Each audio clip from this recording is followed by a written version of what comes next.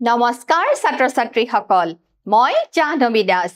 আজি তোমালোকৰ বিজ্ঞান বিষয়ৰ পঞ্চম অধ্যায় মৌলৰ পৰ্যাবৃত্ত শ্ৰেণী বিভাজনৰ বিষয়ে আলোচনা কৰিম ইয়াৰে প্ৰথম অংশ হৈছে শ্ৰেণী বিভাজনৰ প্ৰয়োজনীয়তা কি পঢ়িম আজি আমি কি শিকিম আজি আমি শ্ৰেণী বিভাজনৰ প্ৰয়োজনীয়তা আমাৰ চাৰিওকাষৰ পদাৰ্থবিলাক কেনেকুৱা ৰূপত থাকে জানানে মৌল যৌগ মিশ্ৰণ আদি হিচাপে থাকে আৰু আমি এই বিষয়ে আমাৰ নৱম শ্ৰেণীত খুব ধুনীয়াকৈ আমি পঢ়িছো আমাৰ চাৰিওকাষৰ পদাৰ্থসমূহ মৌল যৌগ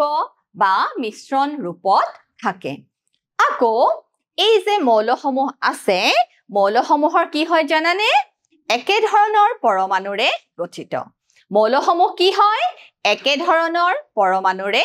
গঠিত আৰু এতিয়ালৈকে আমাৰ কিমানমান মৌল আৱিষ্কাৰ হৈছে জানানে এতিয়ালৈকে আমাৰ 114টা মান মৌলৰ আৱিষ্কাৰ হৈছে কিন্তু 1800 চন মানত কি হৈছিল জানানে 30টা মানহে মৌলৰ আৱিষ্কাৰ হৈছিল আৰু বিজ্ঞানীসকলে কি কৰি থাকে সকলো সময়তে নতুন চিন্তা চৰ্চা উদ্ভাৱন কৰি থাকে আৰু বিজ্ঞানীসকলে এই মৌলসমূহ আৱিষ্কাৰ হোৱাৰ লগে লগে সিহঁতৰ বিষয়ে কি কৰিছিল জানানে সিহঁতৰ ধৰ্মসমূহৰ বিষয়ে কিছুমান সকলো সময়তে তথ্য কিছুমান ডাটা কালেক্ট কৰি আছিলে কিন্তু তেওঁলোকে যেতিয়া এই তথ্যসমূহ সংগ্ৰহ কৰি আছিলে তেতিয়া সেই তথ্যসমূহৰ মাজত কিছুমান সমহীয়া মানে একে ধৰণৰ তথ্য বিচাৰি পাইছিল কিন্তু তেওঁলোকৰ কাৰণে এটা সমস্যা হৈছিল কি সমস্যা জানানে তেওঁলোকে এই তথ্যসমূহক একত্ৰীকৰণ কৰাত বা উপস্থাপন কৰাত অলপ সমস্যাৰ সন্মুখীন হৈছিল তেতিয়া এই বিশৃংখলাটো কি কৰিব বিচাৰিছিল তেওঁলোকে শৃংখল ৰূপলৈ আনিব বিচাৰিছিল আৰু এই বিশৃংখলাক শৃংখল ৰূপলৈ আনিব বিচৰা প্ৰথম বিজ্ঞানীজন কোন আছিল জানানে জাৰ্মান ৰসায়নবিদ কোন আছিল জাৰ্মান ৰসায়নবিদ জোহান ওলফগেং ডবাৰ-ৰেইনাৰ তেওঁৰ নাম হৈছে ডবাৰ-ৰেইনাৰ তেওঁ কিছুমান শ্ৰেণী বিভাজনৰ নিয়ম উলিয়াইছিলে এতিয়া আমাৰ কি হয় তোমালোকে যেতিয়া গ্ৰসাৰী দোকানত যোৱা হয় নে নহয় তাতে কি কৰা থাকে তাতে আমি খোৱা বিস্কুটৰ পেকেট বিলাক খুব ধুনীয়াকৈ সজোৱা থাকে হয় নে নহয় এতিয়া আমি খোৱা বিস্কুটৰ পেকেটৰ লগত দোকানীয়ে কাপোৰ ধোৱা চাবোন সমুৱাই থয় নেকি বিস্কুট কাপোৰ ধোৱা চাবোন একেলগে ৰাখে নেকি নাৰাখে খোৱা বিস্কুটৰ পেকেটৰ এটা গ্ৰুপ কৰি থয় হয় নে নহয় বা গা ধোৱা চাবোনৰ এটা বেলেগকে ৰাখি থয় আনকি গা ধোৱা চাবোনৰ লগত কাপোৰ ধোৱা চাবোনো কি নকৰে মিহলি নকৰে দোকানীসকলে খুব ধুনীয়াকৈ সজাই পৰাই ৰাখে বা তোমালোকে যেতিয়া শ্বপিং মলবোৰত যোৱা তেতিয়া কি দেখা মহিলা ফিমেল সেকশন বেলেগ জেন্টস সেকশন বেলেগ কিডস সৰু সৰু ল'ৰা ছোৱালীৰ শাখাবিলাক বেলেগ বেলেগ হয়নে খোৱা বস্তুৰ শাখা বেলেগ বেলেগ কাপোৰ ধোৱা চাবোন সাৰ্ফ ডিটাৰজেন্ট এইবিলাক খুব ধুনীয়াকৈ সজোৱা থাকে খোৱা তেলৰ এটা সেকশন হয়নে নহয় গতিকে বিশৃংখলভাৱে নাৰাখি শৃংখলভাৱে ৰাখিলে আমাৰ কাৰণে কি হৈ পৰে আমাৰ কাৰণে বস্তু কিনাটো সহজ হৈ পৰে তাৰ মানে আমি সেই গোটেই পৰিস্থিতিটো আমাৰ কাৰণে কি হৈ পৰে সহজ হৈ পৰে বিজ্ঞানীসকলেও তেনেদৰে নতুন চিন্তা চৰ্চা কৰি কি কৰিছিল কিছুমান নিয়ম উদ্ভাৱন কৰিছিল আৰু এই নিয়ম প্ৰথম উদ্ভাৱন কৰিছিল জাৰ্মান ৰসায়নবিদ ডবাৰ-ৰেইনাৰ তেওঁ কি কৰিছিল জানানে মৌলসমূহক কিছুমান গোটত সজাইছিল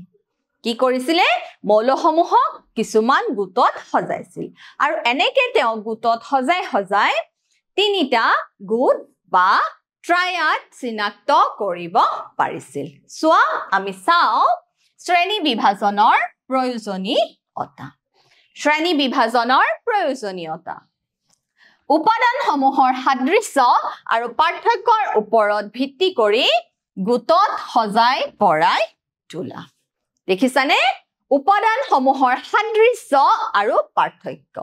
হিয়তৰ মাজত কি সিমিলাৰিটি আছে আৰু কি ডিফাৰেন্স আছে তাৰ মাজত সামঞ্জস্য ৰাখি একেটা গোটত সজাই পৰাই তোলাটোৱে হৈছে শ্ৰেণী বিভাজনৰ মূল উদ্দেশ্য সোৱা ই মৌলসমূহৰ অধ্যয়ন বহুত সহজ কৰি তোলে শ্ৰেণী বিভাজনৰ দ্বাৰাহে আমি মৌলসমূহৰ কি কৰিব পাৰো সহজতে অধ্যয়ন কৰিব পাৰো যেনেদৰে জীৱ জগতখনক পঞ্চ ৰাজ্যত ভৰগোৱা হৈছে হয় নে নহয় খুব ধুনিয়াকৈ উদ্ভিদ ৰাজ্য প্ৰাণী ৰাজ্য মনেৰা ৰাজ্য ফেকুৰ ৰাজ্য তেনেদৰে সজাইছে ঠিক তেনেদৰে মৌলসমূহকো খুব ধুনিয়াকৈ গোটত সজাই পৰাই তোলা হৈছে এতিয়া সোৱা ডবাৰৱেইনাৰ ট্ৰায়াড দেখিছা এয়া জাৰ্মান ৰসায়নবিদ জোহান ওলফগেং ডবাৰৱেইনাৰৰ চিত্ৰ তোমালোকৰ আগত দাঙি ধৰা হৈছে সোৱা তেওঁ একে ধৰণৰ ধৰ্মৰ মৌলবোৰক গোটত সজাই পৰাই তোলে আৰু সেই গোটটোক নাম দিয়া হৈছে ট্ৰায়াড বা ট্ৰিক কি বুলি কোৱা হৈছে ট্ৰায়াড বা ট্ৰিক ডবাৰৱেইনাৰ ট্ৰায়াড or ডবাৰৱেইনাৰ ট্ৰিক সোৱা তেওঁ কি কৰিছিল পাৰমাণৱিক ভৰৰ বৃদ্ধিৰ ক্ৰমত তিনিটা মৌল থকা কিছুমান গোট চিনাক্ত কৰিছিল কেইটাকৈ মৌল থকা তিনিটা মৌল থকা কিছুমান গোট চিনাক্ত কৰিছিল যাক কি বুলি কোৱা হৈছিল ট্ৰায়াড বুলি কোৱা হৈছিল তেওঁ প্ৰথম যি তিনিটা মৌল লৈছিল কি লৈছিল জানানে লিথিয়াম সোডিয়াম পটাছিয়াম আৰু তেওঁ কেনেদৰে সজাইছিল পাৰমাণৱিক ভৰৰ বৃদ্ধিৰ ক্ৰমত এতিয়া লিথিয়ামৰ পাৰমাণৱিক ভৰ হৈছে 6.9 আৰু সোডিয়ামৰ হৈছে 23.0 আৰু পটাছিয়ামৰ হৈছে 39 দেখিছা তেওঁ কি উলিয়াইছিল তেওঁ উলিয়াইছিল যে এই যে মধ্যম পৰমাণুটো এই মধ্যম পৰমাণুটোৰ পাৰমাণৱিক ভৰ বাকি দুটা মৌলৰ পাৰমাণৱিক ভৰৰ গড়ৰ সমান মন কৰা ছাত্ৰ-ছাত্ৰীসকল এই মধ্যম পৰমাণুটোৰ পাৰমাণৱিক ভৰ বাকি দুটা মৌলৰ পাৰমাণৱিক ভৰৰ গড়ৰ সমান সোৱা সোডিয়ামৰ কিমান 23.0 আৰু আমি যদি 6.9 আৰু 39 যোগ কৰো আমাৰ কিমান ওলাব 9 6 15 5 1 3 1 4 45.9 আৰু আমি 45.9 ৰ যদি গড় উলিয়াও কিমান ওলাব সোৱা কিমান ওলাব আমাৰ 1.9 22.9 সোৱা 22.9 ইয়াত কিমান ওলাব আমাৰ অলমোস্ট কিমান ওলালে 22.9 কাৰ হৈতে প্ৰায় সমান ই 23.0 ৰ হৈতে সমান প্ৰায় সমান গতিকে এই নিয়মটো তেওঁ ডবাৰৱেইনাৰ ট্ৰায়াডে কিহৰ কাৰণে বাছি লৈছিল শ্ৰেণী বিভাজনৰ কাৰণে বাছি লৈছিল তেওঁ পাৰমাণৱিক ভৰৰ বৃদ্ধিৰ ক্ৰমত কি সজাইছিল মৌল তিনিটাকৈ মৌল গোটত সজাইছিল আৰু তাক কোৱা হয় ডবাৰৱেইনাৰ ট্ৰায়াড কি হ'ব লিথিয়াম সোডিয়াম পটাছিয়াম সোৱা মধ্যম মৌলটোৰ পাৰমাণৱিক ভৰ মোটামুটি ভাবে দেখিছা আমাৰ কিমান ওলালে 22.9 আৰু সোডিয়ামৰ কিমান আছিল 23 গতিকে মোটামুটি ভাবে আন দুটা মৌলৰ পাৰমাণৱিক ভৰৰ গড় আছিল গতিকে তেওঁৰ নিয়ম হৈছে ট্ৰায়াড কিয় ট্ৰায়াড তেওঁ তিনিটা মৌল বাছি লৈছিল আৰু মৌলসমূহৰ কি আছিল একে ধৰণৰ ৰাসায়নিক ধৰ্ম আছিল গতিকে ছাত্ৰ ছাত্ৰীসকল ডবাৰেইনাৰ ট্ৰায়াড মানে আমি কোন কেইটা মৌলৰ কথা ক'ব পাৰো lithium sodium potassium lithium sodium potassium লিথিয়ামৰ পাৰমাণৱিক ভৰ 6.9 সোডিয়ামৰ পাৰমাণৱিক ভৰ 23 আৰু পটাছিয়ামৰ পাৰমাণৱিক ভৰ 39 এতিয়া আমি আৰু কেইটামান ট্ৰায়াড চাও আহা দেখিছা এ শ্ৰেণীৰ মৌল পাৰমাণৱিক ভৰ দিয়া আছে বি শ্ৰেণীৰ মৌল ক্যালসিয়াম স্ট্ৰনচিয়াম বেৰিয়াম এও কি হয় এটা ট্ৰায়াড আকৌ সি শ্ৰেণীৰ মৌল ক্লোৰিন ব্ৰমিন আয়োডিন এয়া যে তোমালোকে দেখিছা এবোৰ কি হয় ডবাৰেইনাৰ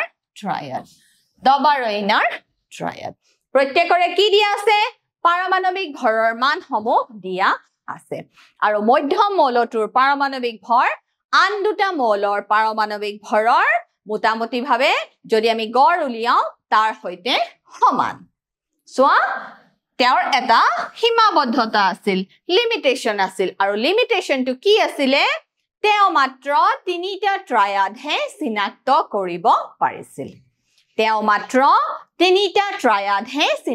কৰিব পাৰিছিল গতিকে এই পদ্ধতিটো ডবাৰেইনাৰৰ যি শ্ৰেণী বিভাজন পদ্ধতিটোৱে পিছৰ বিজ্ঞানীসকলক কি কৰিছিলে অনুপ্ৰাণিত কৰিছিলে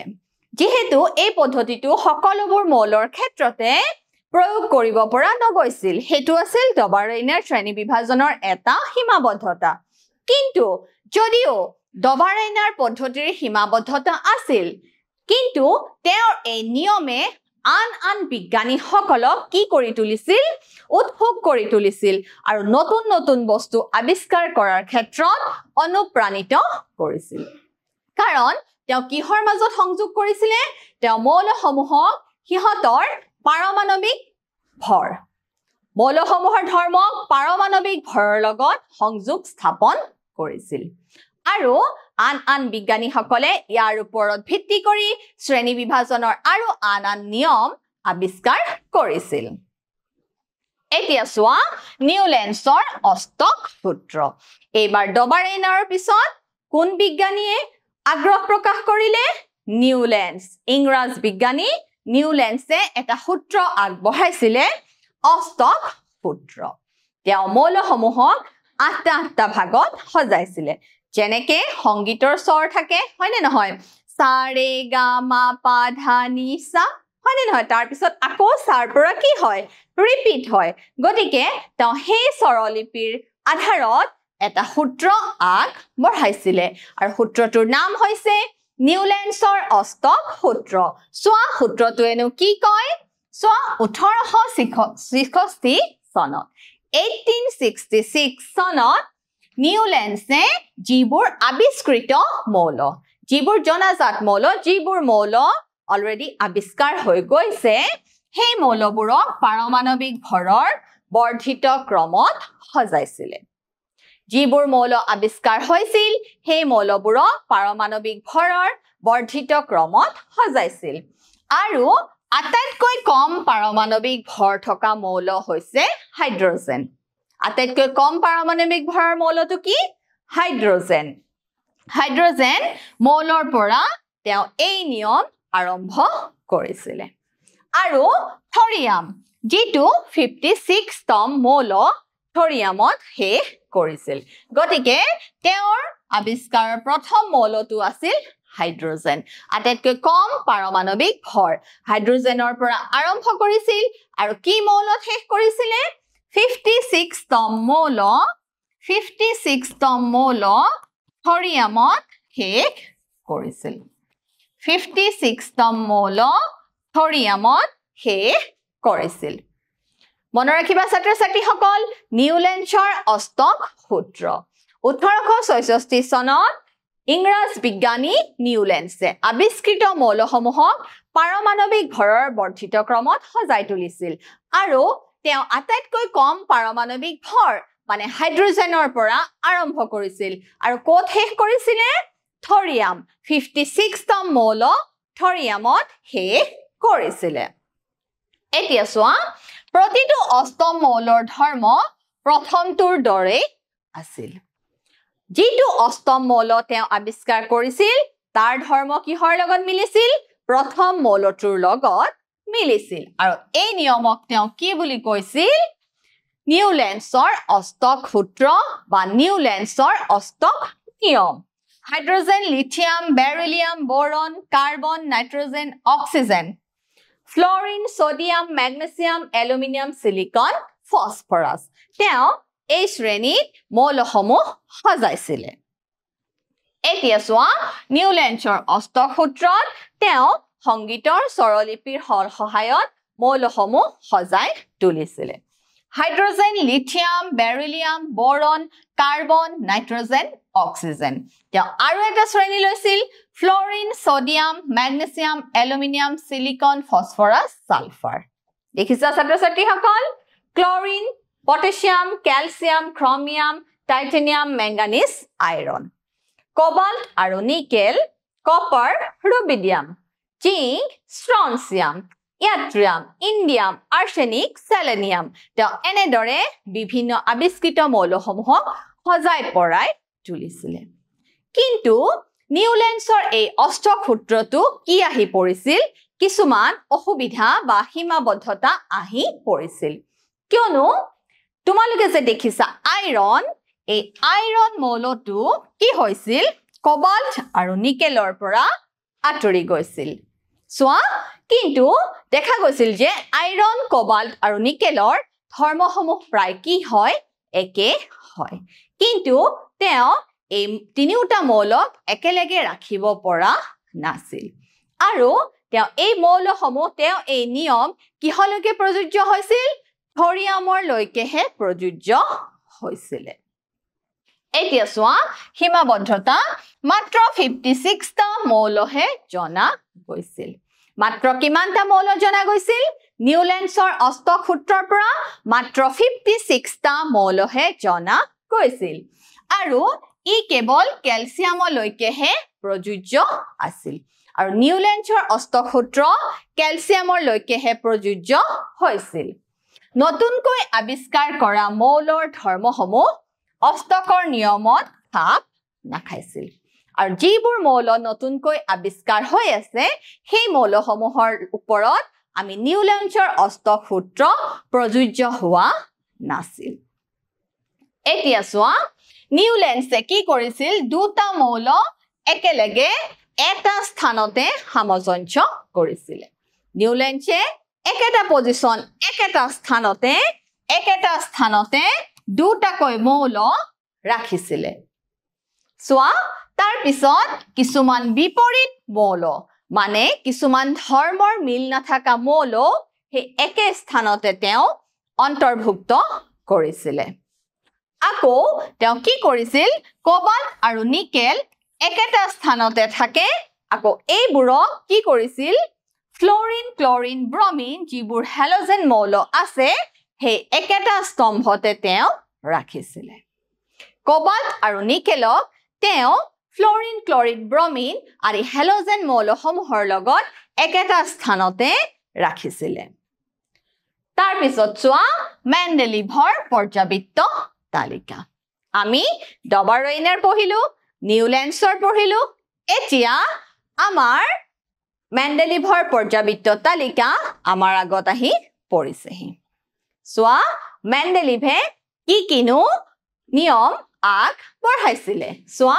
মেণ্ডেলিভ আছিল এজন ৰাছিয়ান ৰসায়নবিদ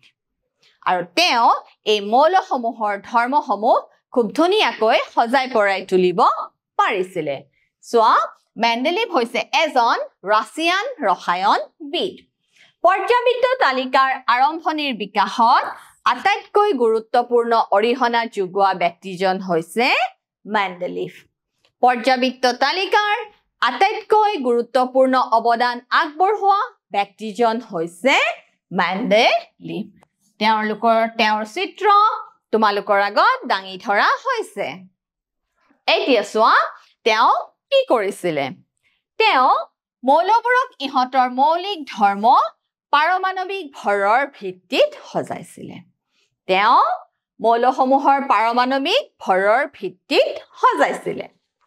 ৰাসায়নিক ধৰ্মৰ সাদৃশ্যৰ ওপৰতো তেওঁ কি কৰিছিলে গুৰুত্ব দিছিলে আকৌ তেওঁ কিমানটা মৌলৰ বিষয়ে আমাক জনাইছিলে 63টা মৌলৰ বিষয়ে আমি তেওঁৰ পৰ্যাবৃত্ত তালিকাৰ পৰা জানিব পাৰিছিলো আমি টোটাল 63টা মৌললৈকে তেওঁ আগবঢ়াইছিলে আৰু তেওঁ কি কৰিছিল মৌলসমূহৰ হাইড্ৰাইড আৰু অক্সাইডৰ সংকেতক মৌলটোৰ মূল ধৰ্ম বুলি গণনা কৰিছিলে তেওঁ মৌলসমূহৰ হাইড্ৰাইড আৰু অক্সাইড এই সংকেতবিলাকক মৌলটোৰ মূল ধৰ্ম বুলি গণ্য কৰি লৈছিল কাৰণ আমাৰ বায়ুমণ্ডলত অক্সিজেনৰ পৰিমাণ বেছি গতিকে তেওঁ ভাবি লৈছিল মৌলসমূহে বেছিভাগ হাইড্ৰাইড আৰু অক্সাইডৰ ৰূপত থাকে আকৌ চোৱা একে ধৰণৰ ভৌতিক আৰু ৰাসায়নিক ধৰ্মৰ মৌলসমূহক সময়ে সময়ে পুনৰাবৃত্তি ঘটে তেওঁ কৈছিল একে ধৰণৰ ভৌতিক আৰু ৰাসায়নিক ধৰ্মৰ মৌলসমূহ সময়ে সময়ে পুনৰাবৃত্তি ঘটে গতিকে তেওঁৰ এই সূত্ৰক এই ধৰ্মক সময়কালীন সূত্ৰ বুলিও আমি ক'ব পাৰো এতিয়া চোৱা মৌলবোৰৰ ধৰ্ম হ'ল ইহঁতৰ পাৰমাণৱিক ভৰৰ সময়কালীন ফল আৰু ইয়াক মেণ্ডেলিভৰ সময়কালীন নিয়ম বুলিও কোৱা হয় আকৌ মেণ্ডেলিভৰ পৰ্যাবৃত্ত তালিকা বা পিৰিয়ডিক টেবুলত কি হৈছিল জানানে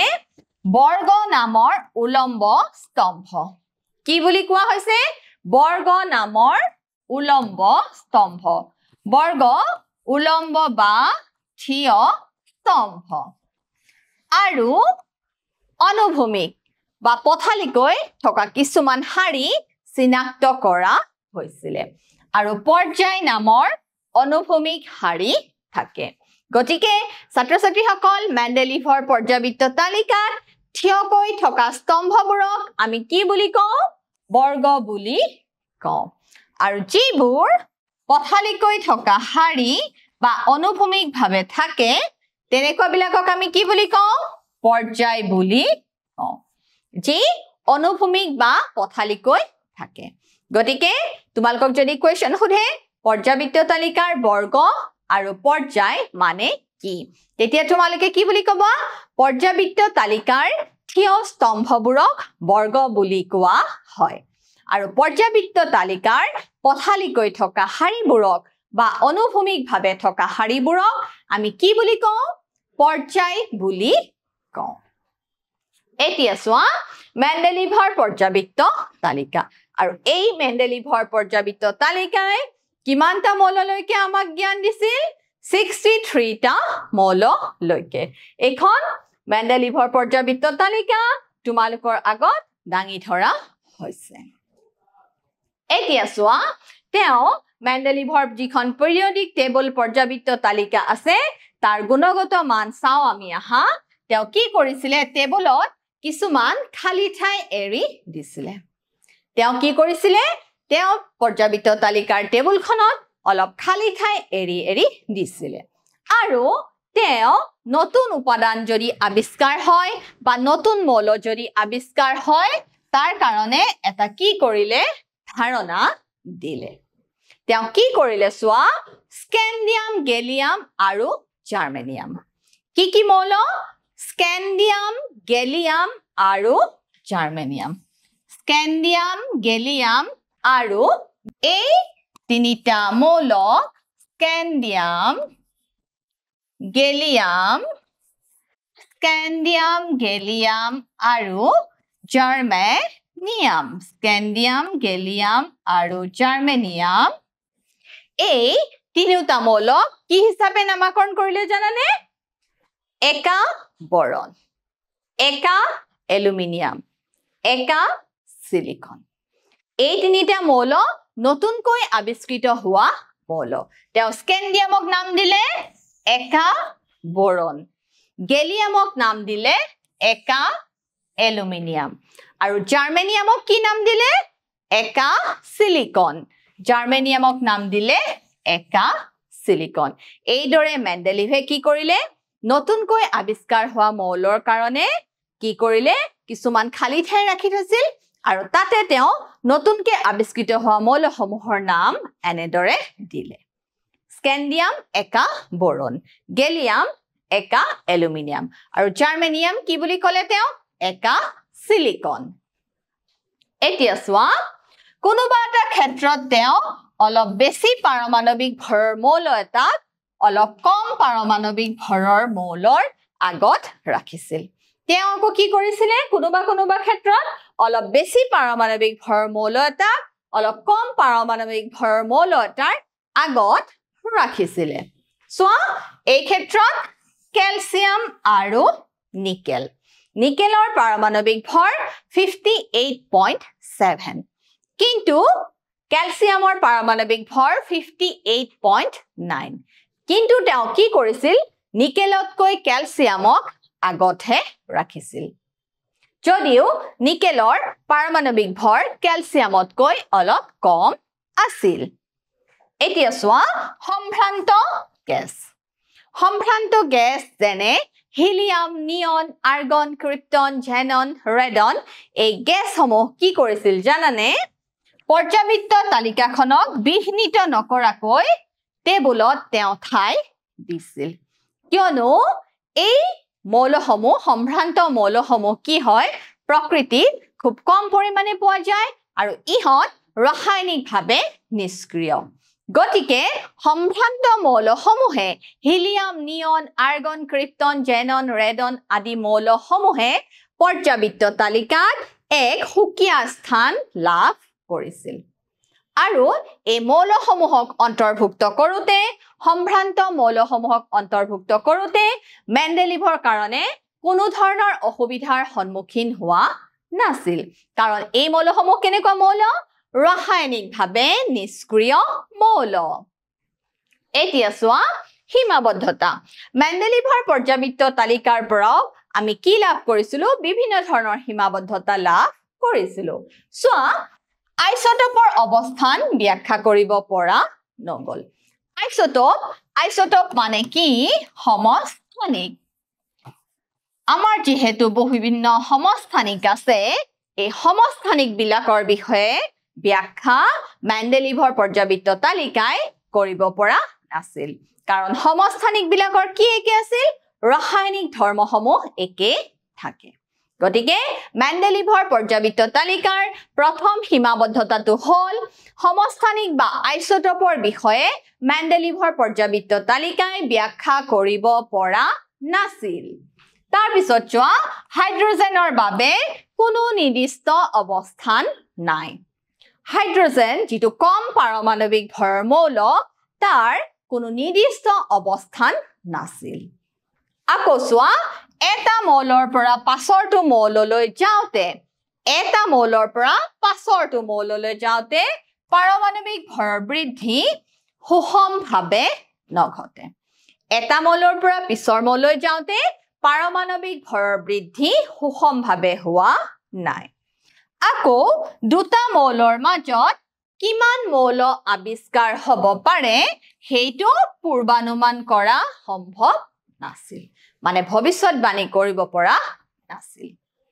এতিয়া চোৱা ছাত্ৰ-ছাত্ৰীসকল মেণ্ডেলিভৰ পৰ্যাবৃত্ত তালিকাৰ সীমাবদ্ধতা কি মেণ্ডেলিভৰ পৰ্যাবৃত্ত তালিকাই সমস্থানিক বা আইসোটোপৰ বিষয়ে ব্যাখ্যা কৰিব পৰা নাছিল